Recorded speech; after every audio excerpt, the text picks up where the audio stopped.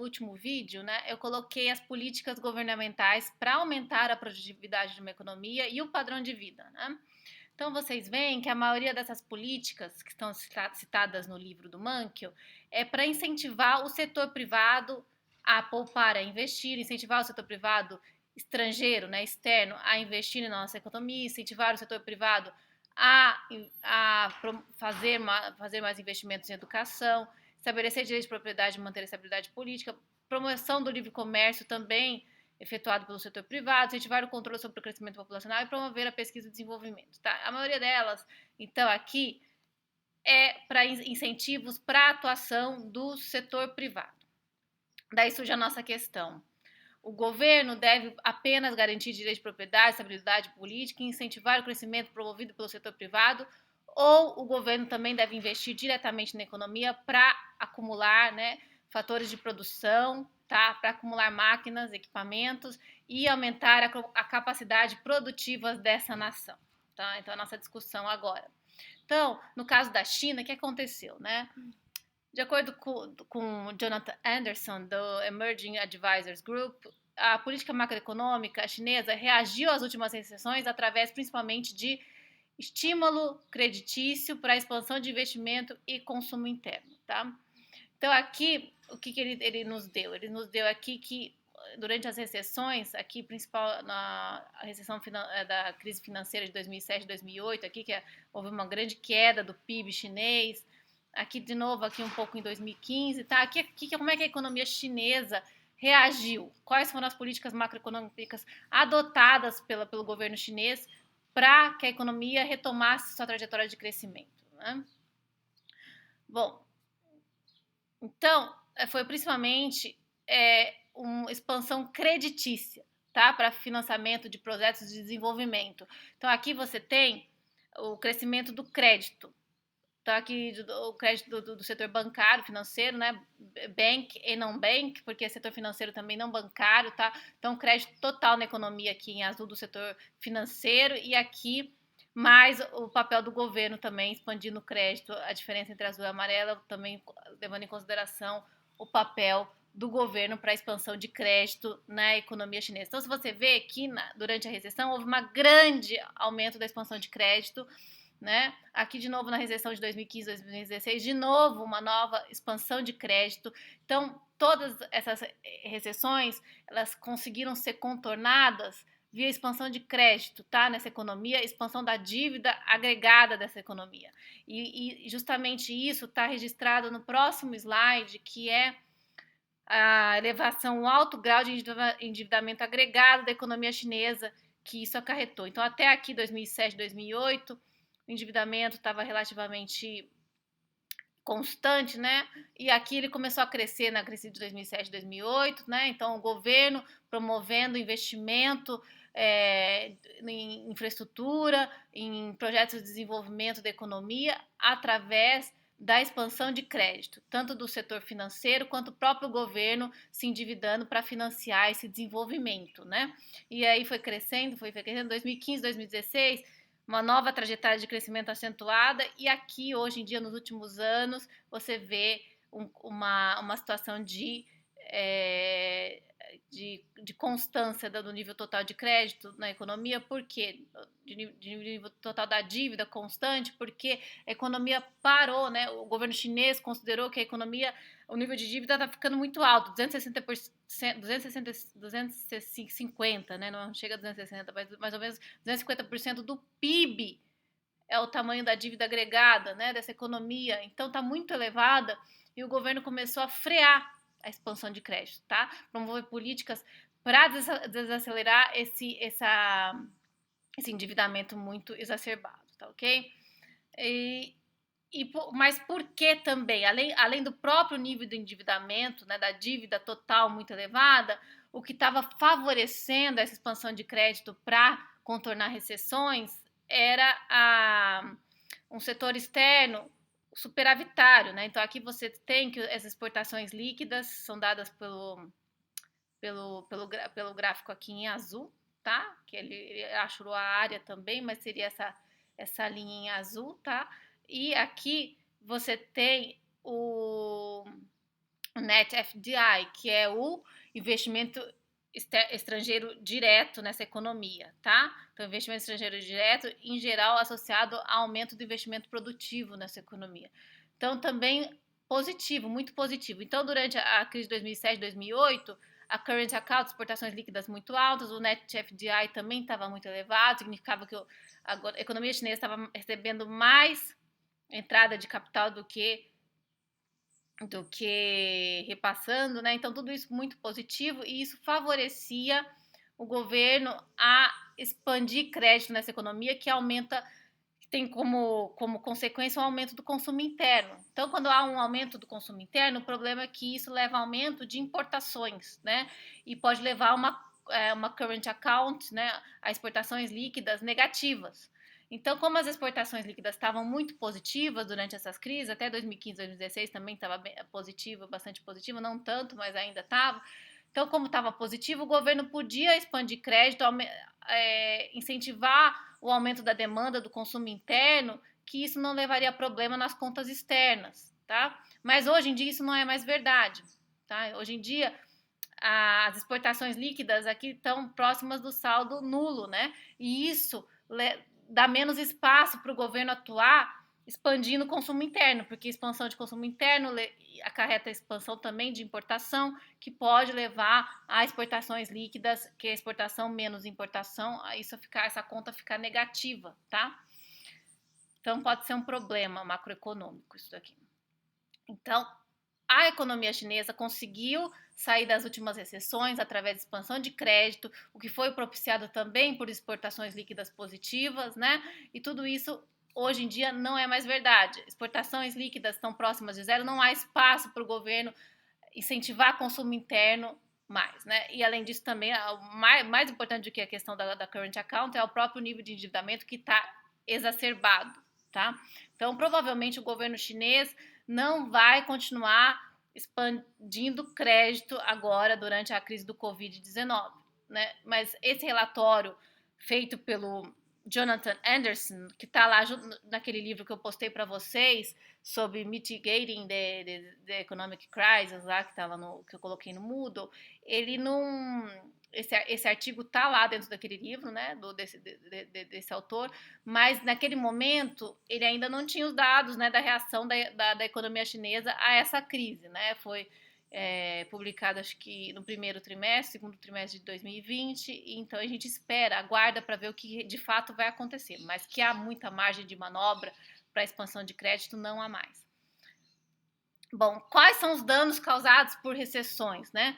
Então, além da redução de renda, de consumo, porque muitos trabalhadores perdem emprego, não tem mais renda, né? E outros até sofrem redução de jornada de trabalho, tudo isso leva a uma redução do consumo, né? Além disso tudo, há um aumento da incerteza quanto à retomada, né? Isso leva ao aumento do que a gente chama de poupança de precaução e redução do consumo presente. Então, quando há aumento da incerteza macroeconômica, em geral, os agentes, os indivíduos, eles deixam de consumir hoje e poupam para se resguardar quanto ao futuro.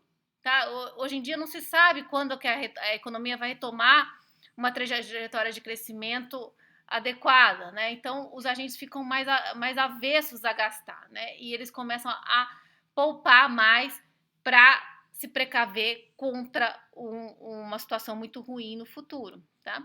Além disso, a redução de investimento produtivo, porque não se sabe, né, justamente quando haverá uma retomada dessa economia, se haverá uma segunda onda de Covid no início de 2021. Então, alguns cenários feitos pelo próprio FMI que consideram uma segunda onda no início de 2021. Tudo isso a gente está para ver, a gente não sabe o que vai acontecer. Tudo isso, essa incerteza quanto ao futuro, leva a uma redução do investimento produtivo.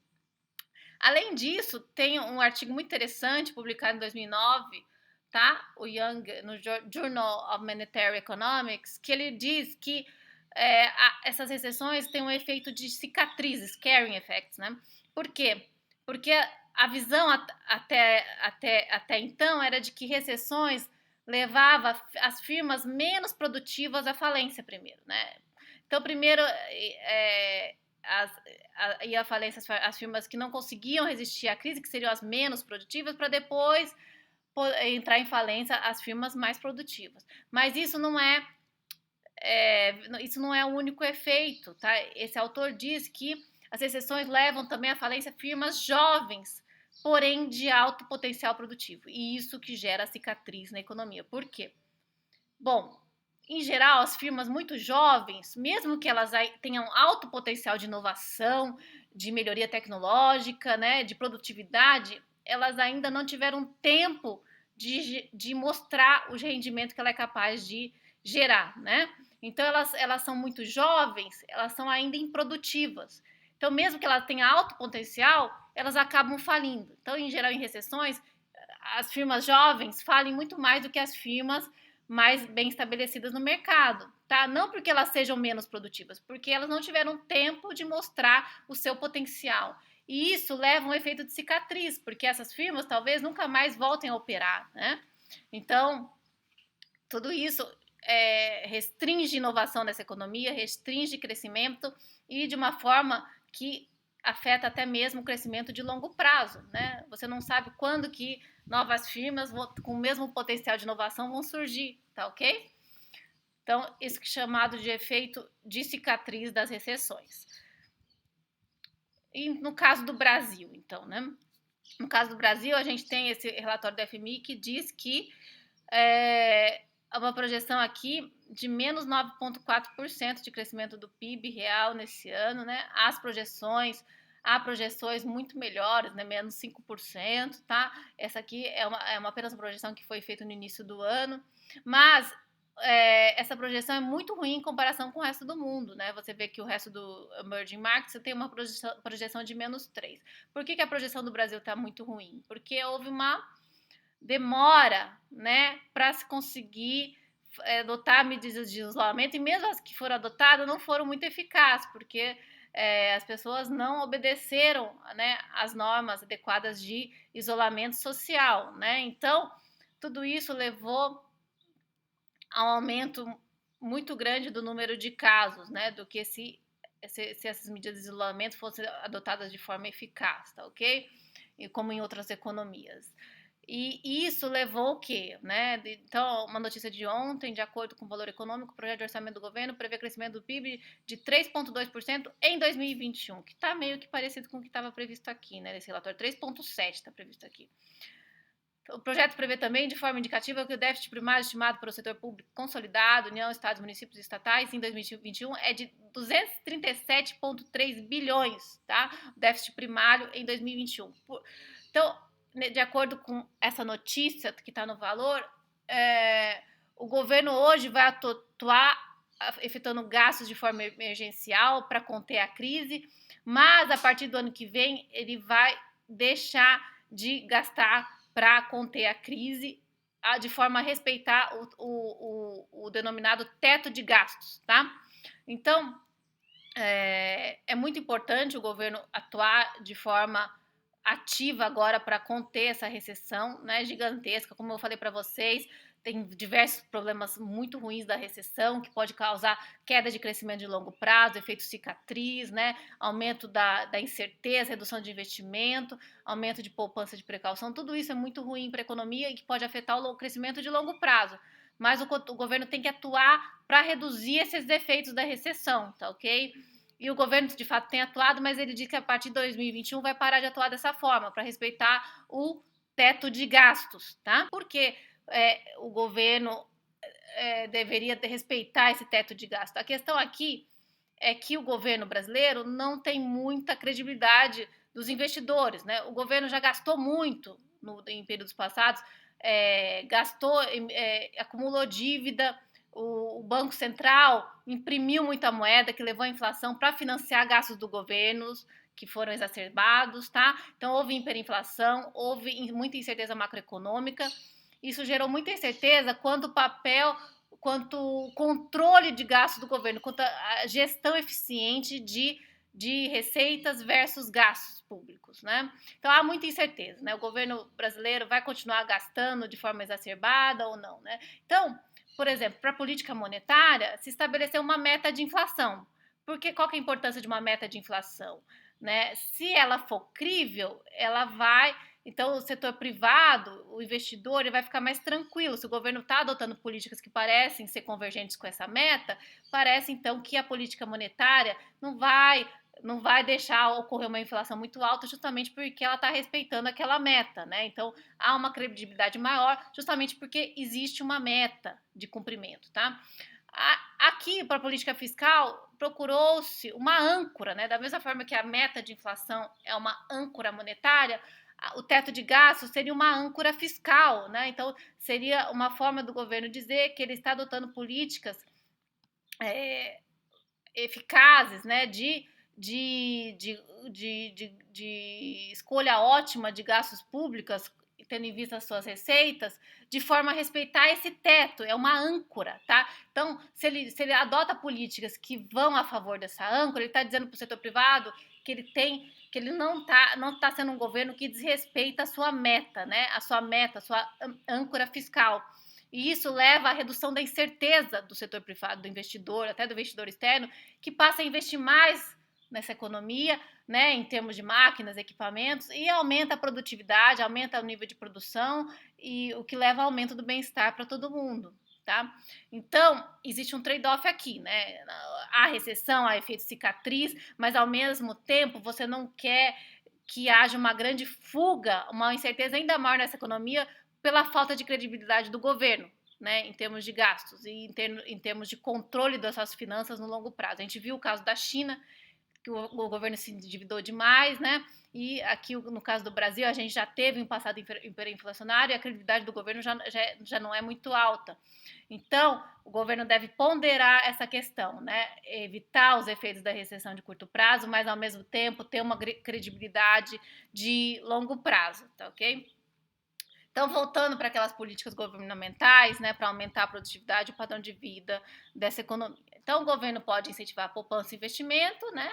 Então, é isso que a gente vai ver agora. Uma maneira de aumentar a produtividade é investindo os recursos atuais na produção de bens de capital, né, na produção de equipamentos. E isso vai aumentar a produtividade futura, né? Então, quando esses equipamentos estiverem sendo utilizados nessa economia para produção, isso vai aumentar a produtividade. Qual que é o problema aqui? Existe um trade-off nessa política também de incentivo à poupança e investimento. Bom, se o governo incentiva a poupança, esses recursos que estão sendo poupados, eles não são mais utilizados para consumo presente. Então, há um sacrifício de consumo presente para se poupar e para investir em bens de capitais. Isso aumenta o estoque de capital, aumenta a produtividade, aumenta o crescimento no futuro, mas reduz o bem-estar no momento agora, né? Reduz o consumo presente.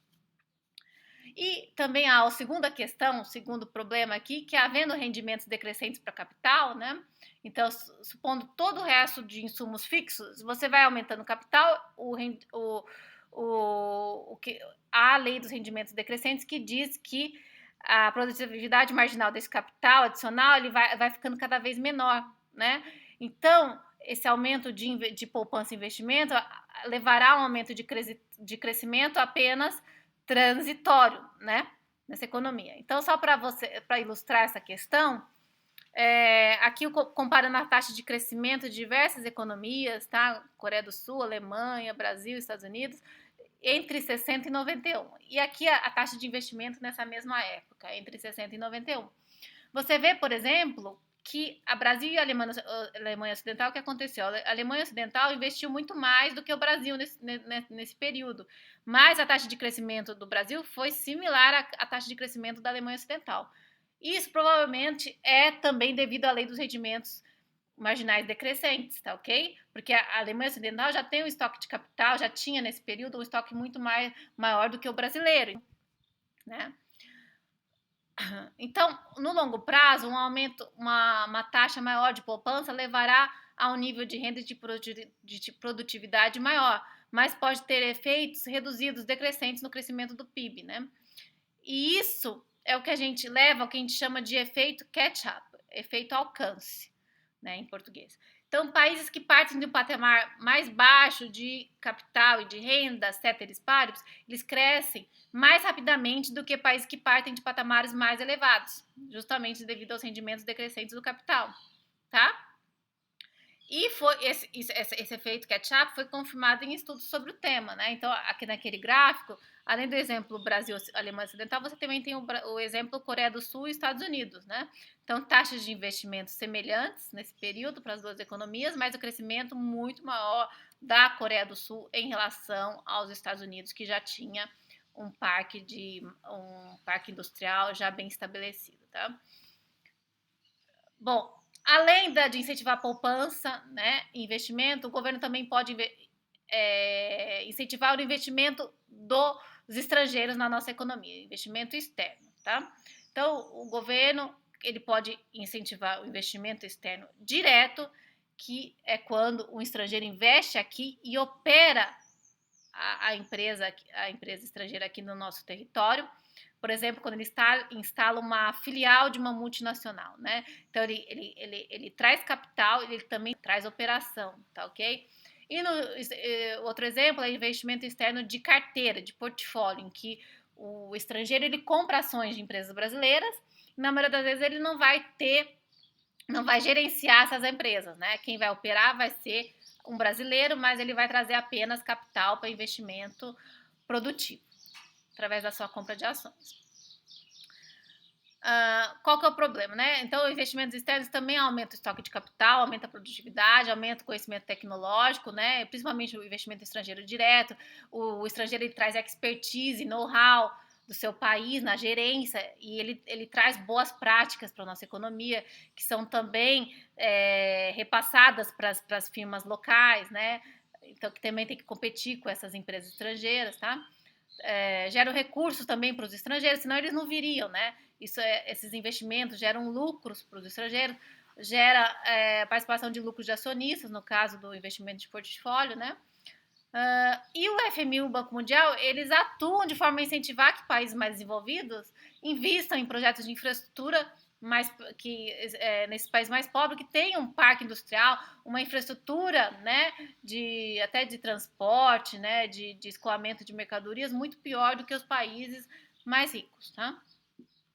Então, é consenso entre o Banco Mundial e o Fundo Monetário Internacional que a forte entrada de capital estrangeiro para o Brasil é, ao mesmo tempo, benéfica e perigosa.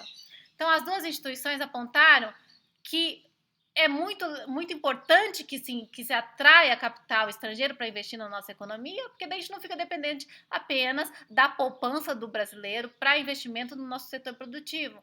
Mas, qual é o problema? Principalmente o problema principal recai aqui no investimento do tipo de portfólio, carteira, né? Esse investimento, ele é caracterizado por uma volatilidade muito maior, né? Então, surge uma notícia hoje muito ruim, risco fiscal, né? O governo não vai respeitar mais o teto de gasto, ou vai, isso gera incerteza, o investidor já retira grande parte do que tinha investido aqui hoje mesmo, né? Devido a uma notícia apenas, né? Então, esse tipo de investimento é muito volátil, traz muita incerteza, né? Não é um tipo de recurso que a economia pode contar com ele de fato naquele momento, né? Então, isso gera, além de volatilidade em termos de capital para investimento produtivo, isso gera volatilidade na taxa de câmbio, que afeta a economia como um todo também, gera pressão inflacionária, né? De repente há um aumento muito grande de demanda, mas de repente esse capital todo ele sai em fuga, em massa, né? Tudo isso pode ser muito prejudicial para essa economia. Tá? Além, então, da questão de poupar e incentivar o investimento doméstico e estrangeiro, o governo também pode incentivar o aumento do investimento em educação. Ele pode investir, inclusive, diretamente em educação, né? Então, a gente tem que o hiato entre salário de trabalhadores escolarizados e não escolarizados é grande. Isso gera desigualdade dentro do nosso país. Então, a gente quer elevar o nível de educação para a população como um todo, né? O governo pode contribuir para a melhoria do padrão de vida proporcionando um bom ensino a toda a população, né? Então, aqui muitos alunos enfrentam um trade-off. Eu vou estudar, eu vou trabalhar agora, né? Eu preciso ajudar minha família, né? Ajudar no orçamento do domicílio da minha família, orçamento familiar. Então, muitos alunos, né? Muitas crianças em idades de estudo não podem estar frequentando uma escola porque precisam auxiliar na renda da família. Então, o governo deve adotar políticas para que esses alunos estudem de fato, né? E contribuem e auxiliem na renda da sua família de uma forma muito melhor no futuro, né? tá ok? Uh, Além dessa questão do retorno para a própria família, né, do salário do indivíduo educado ser muito maior do que o do salário do indivíduo que não é educado, a pessoa educada pode contribuir também de uma forma agregada para a economia, né? A pessoa educada ela tem uma tendência maior a inovar, né? Então, ela já teve contato com muitas ideias, né, quando ela estuda, e ela pode, inclusive, estar propiciando uma ideia que contribua para as demais ideias que já estão por aí no mercado, né? Então, ela pode dar uma externalidade positiva para a economia. O que seria uma externalidade positiva? Ela pode gerar um retorno que ela mesma não seja beneficiada do retorno, é um retorno para a sociedade. Então, o retorno da educação para a sociedade pode ser maior do que o retorno da educação para o próprio indivíduo que estudou, né? Então, esse indivíduo educado está gerando uma externalidade positiva, um retorno e que ele não ganha esse retorno diretamente. É a sociedade como um todo que está ganhando esse retorno da sua educação através de inovação, por exemplo, né? E daí você tem a questão que em países mais pobres há um brain drain, fuga de cérebros, né? Imigração de pessoas que estudaram muito para países mais ricos. Por quê? Porque nas economias menos desenvolvidas não há nem empregos que valorizam esse estudo muito elevado de determinados alunos, né? Então eles concluíram a educação superior ou continuaram estudando, né? E o mercado muitas vezes não valoriza, né, um mestrado, um doutorado, né, nas economias menos desenvolvidas. Então esses alunos acabam migrando, né, para economias mais desenvolvidas que têm um mercado por esse tipo de qualificação que é considerada muito elevada nos países menos desenvolvidos. Isso acaba sendo muito ruim também para a economia de países menos desenvolvidos, por quê? Porque essa mão de obra muito qualificada vai estar contribuindo para outra economia que não para a nossa, né? Vai estar contribuindo para a sociedade estrangeira, tá ok? Então, aqui é a questão da externalidade, que os tomadores de decisão não levam em conta os efeitos externos dos seus comportamentos, porque ele não está recebendo aquele rendimento é recebido pela sociedade, né? Então, você tem aqui educação, preço da educação aqui é a quantidade de educação no eixo X. E daí você tem a oferta de educação pelo setor privado, então quanto maior o preço da educação, mais o setor privado vai investir, né? Uma oferta positiva. E a demanda é negativa, quanto maior o preço, menor o setor privado demanda de educação. Então, o mercado privado geraria essa quantidade de equilíbrio aqui no primeiro ponto preto, aqui, que é uma quantidade inferior à quantidade que é considerada como ótima para a economia como um todo. Por quê? Justamente porque o setor privado ele não recebe todo o retorno da sua educação, né? Ele demanda educação, mas muito do retorno vai para o valor social, vai para a sociedade como um todo. Então, a demanda, na verdade, da sociedade seria a curva em vermelha, tá? Então, o valor para a sociedade da educação é muito maior do que o valor para o indivíduo, né? E isso gera uma ineficiência na quantidade de educação de equilíbrio, né? Que é o equilíbrio é a oferta sendo igual à demanda por educação, tá ok? Então, o valor social seria, a quantidade ótima seria maior do que a quantidade do equilíbrio de mercado. Além de investir em aumento de vagas de educação no ensino primário, secundário, ensino superior, o governo também deve investir em aumento da qualidade dessa educação. Esse exame, né, internacional que vê o que os estudantes podem fazer com o que eles aprenderam, né, a performance desses estudantes. E o Brasil, aqui em 2009, né, ele não estava muito bem ranqueado, né, em várias categorias, tá? Na matemática, na categoria de ciências. Então, aqui todos que estão em cinza têm uma média inferior que a média dos países da OCDE, tá? E os azuis são os que são equivalentes à OCDE e os em branco, que são aqueles que têm uma média superior aos países da OCDE, tá? Bom, então deve-se investir tanto em quantidade de educação quanto em qualidade também de educação, né? Então, além disso, o governo também tem que incentivar direitos de propriedade e estabilidade política. Ele deve garantir uma estabilidade política que propicie o investimento produtivo, né? Então, é necessário que os contratos sejam válidos e cumpridos, né? Estabilidade política, é necessário que os investidores se sintam seguros com relação aos investimentos, né? Respeito aos direitos de propriedade, tá ok? Tudo isso é muito importante. incentivar também, o governo deve incentivar o livre comércio, né? E a gente tem que o comércio, vocês vão ver isso no curso de economia internacional, né? Que o comércio é uma certa forma de tecnologia, tá? Então, um país que produz trigo, por exemplo, e não produz aço, né? Ele pode trocar o seu trigo pelo aço, e daí é como se ele estivesse sofrendo uma melhoria tecnológica e produzindo aço de fato. Então, ele está ofertando, né, aço para a sua sociedade através do livre comércio, né? Então é como se ele tivesse investindo na tecnologia de produção do próprio aço. Né? Então, quando o país passa a ser importador de um bem, o preço deste se baixa para se igualar ao preço mundial, tá ok? Então, se o Brasil começa a importar um determinado produto, e aqui na nossa economia a gente tem um produto equivalente, o preço desse produto na nossa economia tem que ser equivalente ao preço do produto importado, senão o produtor doméstico vai deixar de produzir, ninguém vai querer comprar o produto do produtor doméstico que é mais caro, tá ok? Então, o produto importado gera concorrência, leva a redução de preço, que isso tudo aumenta o excedente do consumidor, tá?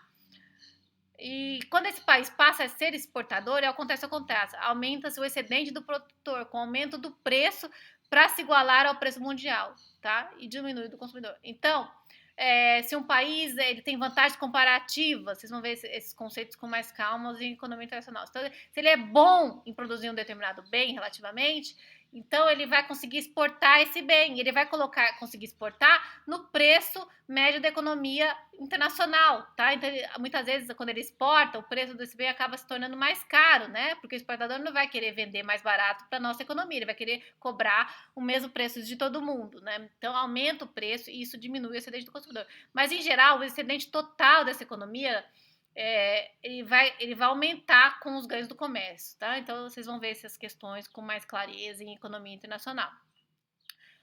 Então, surgem perdedores e vencedores com o comércio internacional. No caso da exportação, os vencedores são os produtores, no caso da importação, são os consumidores, mas, em geral, há um aumento de eficiência da economia, tá? Mas isso não necessariamente gera equidade, porque alguns pedem e os outros ganham. E é daí muitos argumentam contra o livre comércio. Por quê? Muitos argumentam contra o livre comércio, né? Porque os trabalhadores locais muitas vezes perdem o emprego, porque a fábrica local ela não se torna competitiva, não consegue concorrer com produto importado e vai à falência, né? Porém, qual que é o argumento a favor do livre comércio? Esses trabalhadores dessa empresa que foi à falência, eles podem se realocar, podem conseguir um emprego na empresa que se tornou mais produtiva, né? A questão da segurança nacional, né? Aqui ocorrem exageros na importância do setor da segurança nacional para a proteção das fronteiras do nosso país, tá? Proteção da indústria nascente, deve-se analisar também se os benefícios de proteção da indústria nascente ultrapassam os custos da proteção, tá ok? Porque muitas vezes você está protegendo, colocando barreiras tarifárias que protege a indústria nascente, mas leva ao nascimento de uma indústria menos produtiva do que a indústria internacional, né? Que leva a um aumento de preço para o consumidor interno, né? Então, o consumidor acaba sofrendo devido a uma indústria ineficiente, né? Competição desleal, a mesma coisa, né? Os compradores ainda estão ganhando com os produtos mais baratos importados. Então, a proteção é um instrumento de barganha para que outro país também baixe suas tarifas, né? Então, vamos colocar tarifa.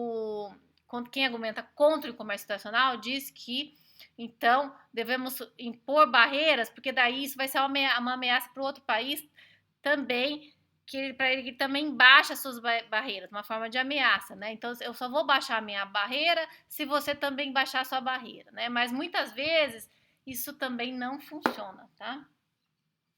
Bom, alguns países acabam adotando políticas comerciais voltadas para dentro, tá? E outros voltados para o exterior. Mas, como eu falei para vocês, o comércio exterior, ele muitas vezes funciona como de tecnologia nova, né? Então, o produtor de trigo consegue trocar o trigo pelo aço, né? E consegue uma melhoria em termos de bem-estar para essa economia. Bom, a população, o crescimento populacional é importante, né? A população é força de trabalho para a produção nessa economia, né? Então, países populosos tendem, de fato, a produzir PIB maiores. Porém, o PIB per capita é uma medida mais adequada do padrão de vida, né? Então, você tem um PIB maior, mas e o PIB per capita, né? Então, quanto maior a população, menos capital a gente tem por trabalhador. E também, quanto maior a taxa de fertilidade desse país, mais crianças você tem para educar, né? Maiores as despesas com educação, né? Então, alguns países usam políticas de redução populacional, tá? Para aumentar o quê? O PIB per capita, né?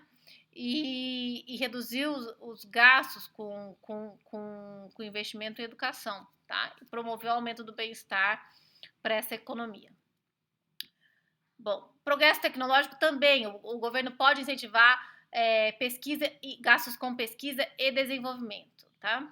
A maior parte do progresso tecnológico é oriundo do setor privado, mas o governo também pode contribuir para o desenvolvimento de novas tecnologias através de incentivos fiscais, leis de patentes, né? E recursos públicos também investidos em pesquisa e desenvolvimento. Agora eu vou falar um pouco da desaceleração do crescimento da produtividade. Entre 59 e 73, a produtividade cresceu a uma taxa de 3,2% ao ano nos países ricos. De 73 a 98, a produtividade cresceu a uma taxa mais modesta, 1,3% ao ano. Este é um problema econômico importante, né? Isso aqui provavelmente foi devido à lei dos rendimentos marginais decrescentes. Você vai implementando o parque produtivo, mas chega uma que esse investimento adicional não gera um retorno tão grande, né? Então, aqui o papel muito importante das inovações tecnológicas, né? Para aumentar a produtividade dessa economia. Então, a desaceleração desse crescimento dos países mais ricos não pode ser atribuída apenas aos fatores de produção facilmente mensuráveis. A gente tem que levar em consideração também o papel do menor progresso tecnológico nesse período, tá? Então, de 59 a 73, a taxa de crescimento foi muito maior do que de 73 a 98, provavelmente também devido ao retardamento do progresso tecnológico durante esse período.